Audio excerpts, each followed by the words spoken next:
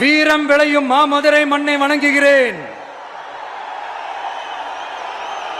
இந்த மதுரைனாலே உடனே ஞாபகத்துக்கு வரது சீறி பாஞ்சி துள்ளி குதிக்கிற யாருக்கும் அடங்காத காளைகள் விளையாடுற அலங்காநல்லூர் ஜல்லிக்கட்டு தான்.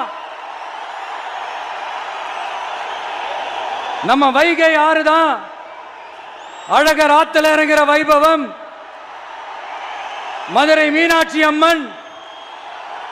இந்த மண்ணோட உண்மையான குணம் உணர்வு பூர்வமான மண் இது.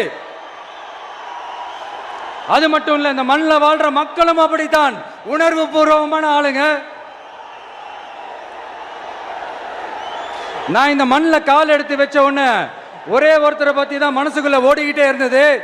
அவர் யாருன்னு உங்களுக்கும் தெரிஞ்சிருக்கும். சினிமானாலும் சரி, அரசியல்னாலும் சரி, நமக்கு ரொம்ப ரொம்ப பிடிச்சது புரட்சி தலைவர் எம்ஜிஆர் அவர்கள் தான். அவரோட பழகிறதுக்கு எனக்கு வாய்ப்பு கிடைக்கல.